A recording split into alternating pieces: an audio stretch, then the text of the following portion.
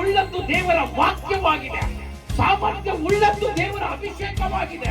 ಸಾಮರ್ಥ್ಯ ಉಳ್ಳದ್ದು ದೇವರ ಆತ್ಮವಾಗಿದೆ. ದೇವರ ವಾಕ್ಯ ಸ್ಪಷ್ಟವಾಗಿ ಹೇಳ್ತಾ ಇದ್ದಾರೆ, ದೇವರ ವಾಕ್ಯವು ಸಾಮರ್ಥ್ಯ ಉಳ್ಳದ್ದು. ಸಾಮರ್ಥ್ಯ ಉಳ್ಳ ದೇವರ ವಾಕ್ಯವನ್ನ ಹಿಡಿದುಕೊಂಡ್ರೆ, ಸಾಮರ್ಥ್ಯ ಇಲ್ಲದೆ ಇರೋದನ್ನ ಇಟ್ಕೋಬೇಡ್ರೆ.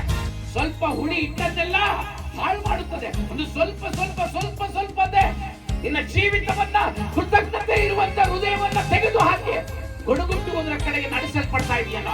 ನಿನ್ನ ಮನಸ್ಸು ಕತ್ತಲಾಗಿದೆಯೇನೋ, ವಿವೇಕ ಇಲ್ಲದ ಮನಸ್ಸು ಕತ್ತಲಾಗಿದೆಯೇನೋ. ಆ ಕಾರಣದಿಂದ ಇಂದಿನ ಕೃತಜ್ಞತೆ ಉಳ್ಳವರಾಗಿರ್ರಿ. ಆಮೇನ್.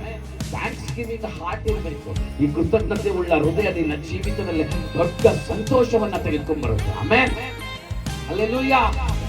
ಕೃತಜ್ಞತೆ ನೀನು ಹೇಳ್ತಾ ಹೋಗ್ತಾ ಇದ್ರೆ ನಿಮಗೆ ಸಾಮರ್ಥ್ಯ ಹೆಚ್ಚಾಗುತ್ತೆ. ನಾನು ಮಾಡ್ತೀನಿ, ನನ್ನ ಕೈಯಲ್ಲಿ ಆಗುತ್ತೆ, ನಾನು ಜೀವಿಸ್ತೀನಿ, ನಾನು ಬದುಕ್ತೀನಿ, ನಾನು ನಡೀತೀನಿ, ನಾನು ಆರೋಗ್ಯವುಳ್ಳವನಾಗಿರ್ತೀನಿ, ನಾನು ಅವರ ಹಾಗೆ ಎಲ್ಲಾನು ಕೂಡ ನಾನು ಮಾಡ್ತೀನಿ, ನಾನು ಅವರ ಹಾಗೆ ಅಲ್ಲ, ನಾನು ಯೇಸು ಸ್ವಾಮಿಯ ಹಾಗೆ ನಾನು ಜೀವಿಸ್ತೀನಿ. ಯೇಸು ಸ್ವಾಮಿ ಹಾಗೆ ನಾನು ಲೋಕವನ್ನ ಯಾವ ರೀತಿಯಲ್ಲಿ ಯೇಸು ಸ್ವಾಮಿ ಲೋಕವನ್ನ ಜಯಿಸಿದ್ರು, ನಾನು ಕೂಡ ಲೋಕವನ್ನ ಜಯಿಸ್ತೀನಿ. ಆ ಸಾಮರ್ಥ್ಯ ದೇವರು ನನಗೆ ಕೊಟ್ಟಿದ್ದಾರೆ ಎಂಬುದಾಗಿ ನೀನು ನಂಬುತ್ತೀಯಾ? ಆಮೆನ್. ಯಾವ ರೀತಿಯಲ್ಲಿ ನಂಬುತ್ತೀಯಾ? ಕೃತಜ್ಞತೆಯ ಹೃದಯ ಇರುವ ಕಾರಣದಿಂದ ನಂಬುತ್ತೀಯಾ?